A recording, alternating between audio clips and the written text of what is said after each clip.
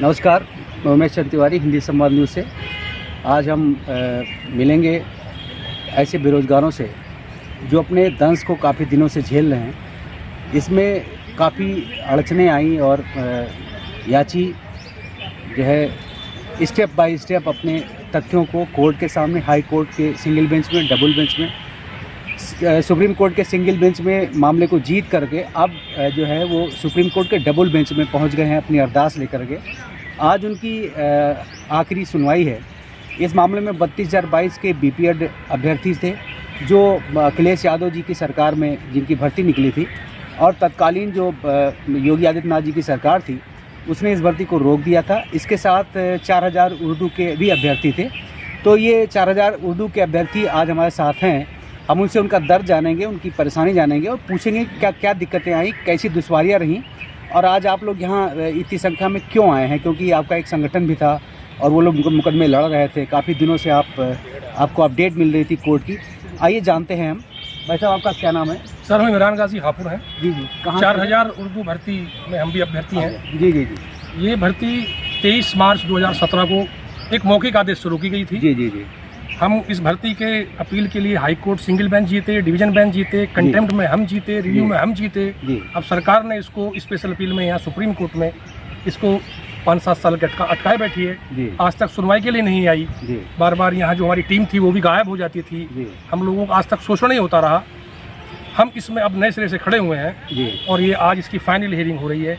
ऊपर वाले से दुआ करते हैं कि इसमें हमारे हक में बेरोजगार। बिल्कुल, हम कुछ तथ्यों को पूछेंगे आपसे। आपकी कुछ मुख्य दुश्वारियां क्या क्या हैं, आप बताएं जरा। हमारी इसमें स्टेप बाय स्टेप बताएं। ये भर्ती बिल्कुल ही पारदर्शी है। इसमें कोई फ्रॉड नहीं हुआ, कोई फर्जीवाड़ा नहीं हुआ। जैसे जो तर्क दिए जा रहे हैं कि ये भर्ती मानक के अनुरूप नहीं है, आपके वकील ने कोई तर्क रखा होगा तभी आपको हाईकोर्ट में निर्णय मिला।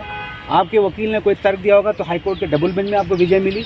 आपके वकील ने तर्क दिया होगा तभी आपके पक्ष को सुप्रीम कोर्ट के सिंगल बेंच में भी आपको विजय मिली, तब आप डबल बेंच में आ जाए हैं। तो जो तर्क दिया गया उसके बारे में आप अपना प्रकाश डालें। सिंगल बेंच, डिवीजन बेंच और कंटेम्प्ट रिव्यू में सिर्फ यही तर्क देती रही कि उर्दू टीचर सरप्लस हैं और बच्चे कम हैं, जबकि ये फ्रॉड है, झूठ है, सरासर गलत है। हमारे पास आरटीआई हैं, सभी पोस्ट उर्दू की खाली पड़ी हुई हैं, कोई भर्ती उर्दू के नाम पे 2017 से नहीं हुई।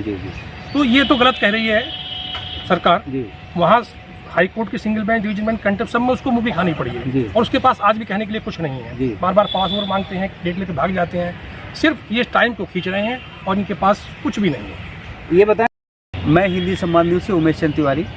आज हम सुप्रीम कोर्ट में हैं और सुप्रीम कोर्ट में बहुत अहम मुकदमे को लेकर के सुनवाई है। बताते चलें आपको, उत्तर प्रदेश में 1.5 लाख बीपीएड के जो अभ्यर्थी थे, यानी जो खेलकूद और व्यायाम के शिक्षक होते हैं, उनकी भर्ती का मामला आज है और उसकी सुनवाई है। सुनवाई अपने अंतिम दौर में है। आपको बताते चलें कि ये भर्ती 2016 में समाजवादी पार्टी की अखिलेश यादव सरकार ने शुरू किया था। जूनियर हाई स्कूल के विद्यालयों में खेलकूद और योगा के शिक्षकों के रूप में, तदर्थ के रूप में रखने के लिए, जिनका मानदेय मात्र 8,000 रुपया था। लेकिन ऐसे बेरोजगारों को ये लगा था कि इनको इससे एक जो है रोजगार मिलेगा, एक आशा थी कि इससे इनके भविष्य को एक पंख लगेंगे।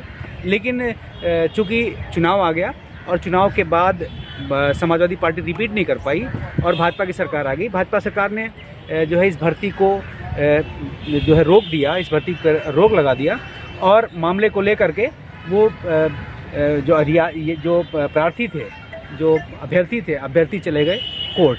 और जो वो कोर्ट में गए तो कोर्ट ने उनको फ़ायदा दिया। सिंगल बेंच में जो है जीते, डबल बेंच में जीते और फिर सरकार से लड़ने के लिए वो सुप्रीम कोर्ट में आ गए। इनके लिए सबसे सुखद बात ये रही कि ये जो है सिंगल बेंच, डबल बेंच और सुप्रीम कोर्ट के सिंगल बेंच में ये इनके पक्ष में निर्णय आया और मामला फिर सरकार की तरफ से डबल बेंच में ले जाया गया, जहां सुनवाई कोरोना काल की वजह से नहीं हो सका। इनके लिए सौभाग्य की बात यह है कि ये सुनवाई कल 9 नवंबर से शुरू हुआ है। कल सरकार की तरफ से अधिवक्ता ने अपने पक्ष रखे हैं और आज इनके तरफ से अधिवक्ता हैं वो अपने पक्ष रखेंगे। हमारे साथ 32,022 के जो अभ्यर्थी हैं, इसमें लगभग 1.5 लाख बीपीएड के अनुदेशक थे, अभ्यर्थी थे। उसके प्रदेश अध्यक्ष हैं अखिलेश यादव जी। इनका भी नाम अखिलेश यादव ही है। आइए हम इनसे बात करेंगे, इनकी क्या समस्या है, किस मामले को लेकर के यहाँ उपस्थित हैं। हमारे साथ अखिलेश जी नमस्कार, मैं हिंदी संवाद न्यूज़ से उमेश तिवारी। आप अपनी समस्या को बताएं। बहुत बहुत सर धन्यवाद जी। सर, मैं आपको बताना चाहूँ कि 2016 में पूर्व मुख्यमंत्री माननीय अखिलेश यादव जी के द्वारा जो खेल टीचर की नियुक्ति के लिए हम लोगों को जो है ये 32,022 पद जो है दिए गए थे और हम लोगों को सिर्फ मेरिट बन के और नियुक्ति पत्र मिलना था। और इस बीच में जो है भारतीय जनता पार्टी की सरकार आ गई, माननीय योगी जी मुख्यमंत्री बने। इन्होंने पहला काम हमारी भर्ती पे जो है पहला काम किया हमारी भर्ती को रोकने के लिए, और हमारी भर्ती समीक्षा के नाम पर रोक। अजय सिंह जी वो बात को अपनी रखेंगे।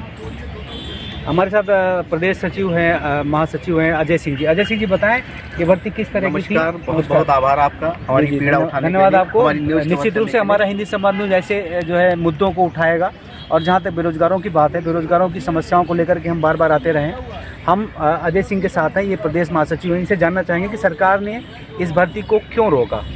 जैसा कि अभी हमारे अध्यक्ष महोदय ने बताया कि इस समय वर्तमान उत्तर प्रदेश सरकार से पूर्व जब सपा की सरकार थी तो माननीय अखिलेश यादव जी ने इस भर्ती को निकाला था, और ये भर्ती जूनियर हाई स्कूलों में बेसिक में ये सारी शिक्षक के रूप में इनकी नियुक्ति होनी है, जिन्हें अनुदेशक के नाम से भी लोग जानते हैं। फिजिकल ये PTI होते हैं, फिजिकल ट्रेनर इंस्ट्रक्टर, और ये संविदा की भर्ती है और बहुत ही अल्प मानदेय पे नियुक्ति होनी है। किंतु वर्तमान सरकार ने अपने दुराकर्षित प्रभाव के कारण इस भर्ती को कैबिनेट से ला करके और NCT का हवाला देते हुए हमारी भर्ती को रद्द कर दिया था। लेकिन वो कैबिनेट से रद्द करते इससे पूर्व भी हम कोर्ट की शरण ले चुके थे, और कोर्ट में जाने के पश्चात हमने हाई कोर्ट के सिंगल बेंच से भी विजय प्राप्त की, हाई कोर्ट के डबल बेंच से भी निर्णय हमारे पक्ष में ही रहा। और उसके बाद भी जब सरकार ने भर्ती नहीं किया तो मैंने कंटेम्प्ट का सहारा लिया, और कंटेम्प्ट से बचने के लिए सरकार ने हमारे केस को माननीय सुप्रीम कोर्ट उच्चतम न्यायालय में ला करके यहाँ पे भर्ती को फंसा दिया, जिसकी आज डेट लगी हुई है, आज फाइनल हियरिंग लगी हुई है। और मुझे ईश्वर के बाद कोर्ट पे ही विश्वास है, जैसा कि हाई कोर्ट से मुझे हम लोगों को बेरोजगारों को न्याय मिला है, और यहाँ से भी मुझे पूरा विश्वास है कि न्याय मिलेगा, हम यहाँ से भी जरूर जीतेंगे। अजय सिंह जी, आप कुछ तथ्यों को मैं जानना चाहूँगा कि सरकार ने किस आधार पर भर्ती को रद्द किया, चूँकि ये ज़रूरी है और नई शिक्षा नीति के तहत भी ये आवश्यक है कि हर विद्यालय में एक व्यायाम शिक्षक हो, योग शिक्षक हो। सरकार लगातार योग को बढ़ावा दे रही है, और ऐसे में योग शिक्षक और शारीरिक शिक्षक से सरकार मुकदमे लड़ रही है। ये तो कंट्राडिक्टरी चीज़ हो गई। तो इस बारे में आप बताएं कि सरकार का तर्क आखिर क्यों आपके खिलाफ है। आप बिल्कुल अपनी जगह पे बिल्कुल सही है, और जैसा कि आप देखें कि नई शिक्षा नीति लागू हो गई है पूरे देश में, और सारी शिक्षा को अनिवार्य विषय के रूप में घोषित कर दिया गया है, और अब तो प्रत्येक बच्चे का यह अधिकार है कि उसे सारी शिक्षा प्राप्त होनी चाहिए। और जब ये शिक्षा नीति नहीं लागू हुई थी, यह 2016 की भर्ती है, और इस भर्ती को जैसे कि सभी शिक्षक भर्तियां होती हैं बेसिक में कि वो NCT की गाइडलाइन के अनुसार ही भर्ती करती है। तो जो पहले जब तक ये समान शिक्षा नीति लागू नहीं हुई थी तो उससे पूर्व क्या था कि ये नियुक्ति 100+ विद्यालय में जहां छात्र संख्या 100 के ऊपर होती थी वहीं पे रखे जाते थे। किंतु उस समय की वर्तमान सरकार ने अपनी अधिकार का प्रयोग करते हुए, चूँकि शिक्षा समवर्ती सूची का सरकार ने किस आधार पर भर्ती को रद्द किया, चूँकि ये ज़रूरी है और नई शिक्षा नीति के तहत भी ये आवश्यक है कि हर विद्यालय में एक व्यायाम शिक्षक हो, योग शिक्षक हो। सरकार लगातार योग को बढ़ावा दे रही है, और ऐसे में योग शिक्षक और शारीरिक शिक्षक से सरकार मुकदमे लड़ रही है। ये तो कंट्राडिक्टरी चीज़ हो गई। तो इस बारे में आप बताएं कि सरकार का तर्क आखिर क्यों आपके खिलाफ है। आप बिल्कुल अपनी जगह पे बिल्कुल सही है, और जैसा कि आप देखें कि नई शिक्षा नीति लागू हो गई है पूरे देश में, और सारी शिक्षा को अनिवार्य विषय के रूप में घोषित कर दिया गया है, और अब तो प्रत्येक बच्चे का यह अधिकार है कि उसे सारी शिक्षा प्राप्त होनी चाहिए। और जब ये शिक्षा नीति नहीं लागू हुई थी, यह 2016 की भर्ती है, और इस भर्ती को जैसे कि सभी शिक्षक भर्तियां होती हैं बेसिक में कि वो NCT की गाइडलाइन के अनुसार ही भर्ती करती है। तो जो पहले जब तक ये समान शिक्षा नीति लागू नहीं हुई थी तो उससे पूर्व क्या था कि ये नियुक्ति 100+ विद्यालय में जहां छात्र संख्या 100 के ऊपर होती थी वहीं पे रखे जाते थे। किंतु उस समय की वर्तमान सरकार ने अपनी अधिकार का प्रयोग करते हुए, चूँकि शिक्षा समवर्ती सूची का विषय है, राज्य सरकार को भी राइट्स हैं, तो उन्होंने अपने अधिकार का प्रयोग करते हुए और अध्यापक सेवा नियमावली में संशोधन करते हुए इस भर्ती को 100+ के नीचे वाले बच्चों को भी सारी शिक्षा मिले, इसको आधार बनाते हुए और एक नया GO पारित किया था। क्योंकि उस सरकार ने माना था कि 100+ पे ही उनको शारीरिक शिक्षा मिलना चाहिए कि अगर किसी विद्यालय में 99 बच्चे हैं तो क्या उन्हें शारीरिक शिक्षा से वंचित होना चाहिए। इसी को बेस बना करके, आधार बना करके बच्चे के भविष्य को देखते हुए, क्योंकि शारीरिक शिक्षा से बच्चों का सर्वांगीण विषय का विकास होता है। किसी विषय से स्पेशल विषय से स्पेशलाइजेशन होता है, कि शारीरिक शिक्षा से बच्चों का सर्वांगीण विषय का विकास होता था। और उस समय की सरकार ने और अध्यापक सेवा नियमावली में से अपने अधिकार का प्रयोग करते हुए संशोधन किया और इस भर्ती को निकाला था। किंतु प्रदेश में उसके बाद चुनाव हुए और काउंसलिंग जैसे ही काउंसलिंग की डेट भी हमारी आ गई थी, किंतु चुनाव हुए और चुनाव में पूर्व सरकार चली गई और वर्तमान में भाजपा की सरकार रही और माननीय योगी आदित्यनाथ जी मुख्यमंत्री बने और उन्होंने समीक्षा के नाम पे काउंसलिंग पे रोक लगा दी। किंतु उनकी समीक्षा आज तक भी पूरी नहीं हुई और 16 से 2022 का समय, इतने वर्ष व्यतीत हो गए और उनकी समीक्षा भी नहीं समाप्त हुई और अंत में उन्होंने कैबिनेट बैठा करके एनसीटी के रूल का हवाला देते हुए, 100+ का हवाला देते हुए इस भर्ती को रद्द कर दिया। ये तो ईश्वर का शुक्र है कि उससे पहले हम लोग कोर्ट की शरण में थे और आज हम लोग कोर्ट से ही ऑक्सीजन मिल रही है, जीवित हैं और आज भी हम न्यायालय में उसी न्याय के लिए यहाँ एकत्रित हुए हैं। तो आपको क्या उम्मीद है कोर्ट से? आपको क्या लग रहा है, क्या आशा है आपको? मुझे पूरा विश्वास है, जैसा मैंने पहले भी अपने शब्दों में कहा कि ईश्वर के बाद सिर्फ न्यायालय पे ही अब विश्वास रह गया है और हम हाई कोर्ट से भी जीते हैं, हाई कोर्ट की सिंगल बेंच से भी जीते हैं, हाई कोर्ट की डबल बेंच से भी जीते हैं और हमें यहाँ भी आज हम अपने एनसीटी की गाइडलाइन के अनुसार ही भर्ती करती है। तो जो पहले जब तक ये समान शिक्षा नीति लागू नहीं हुई थी तो उससे पूर्व क्या था कि ये नियुक्ति 100+ विद्यालय में जहाँ छात्र संख्या 100 के ऊपर होती थी वहीं पे रखे जाते थे। किंतु उस समय की वर्तमान सरकार ने अपने अधिकार का प्रयोग करते हुए, चूँकि शिक्षा समवर्ती सूची का विषय है, राज्य सरकार को भी राइट्स हैं, तो उन्होंने अपने अधिकार का प्रयोग करते हुए और अध्यापक सेवा नियमावली में संशोधन करते हुए इस भर्ती को 100+ के नीचे वाले बच्चों को भी शारीरिक शिक्षा मिले, इसको आधार बनाते हुए और एक नया जीओ पारित किया था। क्योंकि उस सरकार ने माना था कि 100+ पे ही उनको शारीरिक शिक्षा मिलना चाहिए कि अगर किसी विद्यालय में 99 बच्चे हैं तो क्या उन्हें शारीरिक शिक्षा से वंचित होना चाहिए। इसी को बेस बना करके, आधार बना करके बच्चे के भविष्य को देखते हुए, क्योंकि शारीरिक शिक्षा से बच्चों का सर्वांगीण विषय का विकास होता है। किसी विषय से स्पेशल विषय से स्पेशलाइजेशन होता है, कि शारीरिक शिक्षा से बच्चों का सर्वांगीण विषय का विकास होता था। और उस समय की सरकार ने और अध्यापक सेवा नियमावली में से अपने अधिकार का प्रयोग करते हुए संशोधन किया और इस भर्ती को निकाला था। किंतु प्रदेश में उसके बाद चुनाव हुए और काउंसलिंग जैसे ही काउंसलिंग की डेट भी हमारी आ गई थी, किंतु चुनाव हुए और चुनाव में पूर्व सरकार चली गई और वर्तमान में भाजपा की सरकार रही और माननीय योगी आदित्यनाथ जी मुख्यमंत्री बने और उन्होंने समीक्षा के नाम पे काउंसलिंग पे रोक लगा दी। किंतु उनकी समीक्षा आज तक भी पूरी नहीं हुई और 16 से 2022 का समय, इतने वर्ष व्यतीत हो गए और उनकी समीक्षा भी नहीं समाप्त हुई और अंत में उन्होंने कैबिनेट बैठा करके एनसीटी के रूल का हवाला देते हुए, 100+ का हवाला देते हुए इस भर्ती को रद्द कर दिया। ये तो ईश्वर का शुक्र है कि उससे पहले हम लोग कोर्ट की शरण में थे और आज हम लोग कोर्ट से ही ऑक्सीजन मिल रही है, जीवित हैं और आज भी हम न्यायालय में उसी न्याय के लिए यहाँ एकत्रित हुए हैं। तो आपको क्या उम्मीद है कोर्ट से? आपको क्या लग रहा है, क्या आशा है आपको?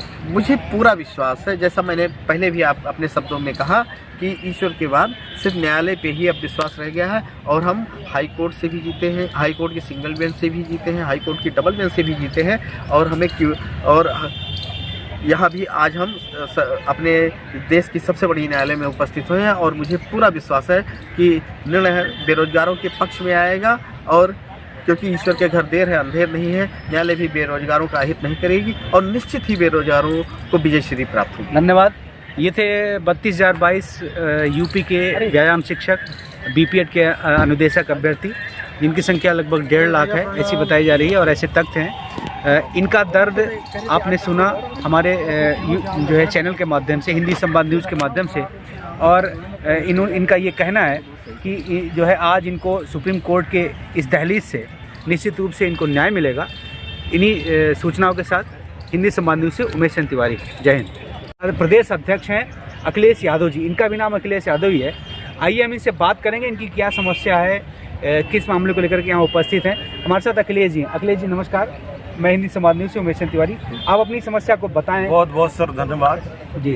सर, मैं आपको बताना चाहूँ कि 2016 में पूर्व मुख्यमंत्री माननीय अखिलेश यादव जी के द्वारा जो खेल टीचर की नियुक्ति के लिए हम लोगों को जो है ये 32,022 पद जो है दिए गए थे और हम लोगों को सिर्फ मेरिट बन के और नियुक्ति पत्र मिलना था और इस बीच में जो है भारतीय जनता पार्टी की सरकार आ गई, माननीय योगी जी मुख्यमंत्री बने, इन्होंने पहला काम हमारी भर्ती पे जो है पहला काम किया हमारी भर्ती को रोकने के लिए, और हमारी भर्ती समीक्षा के नाम पर रोक ली गई।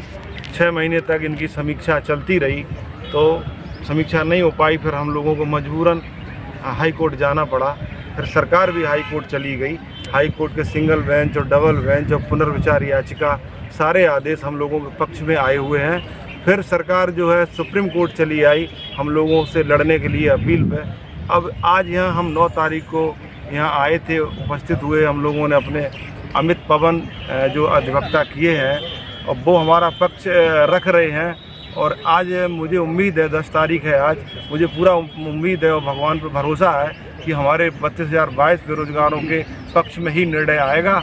और शेष बात हमारे जो प्रदेश के महासचिव हैं अजय सिंह जी, वो बात को अपनी रखेंगे।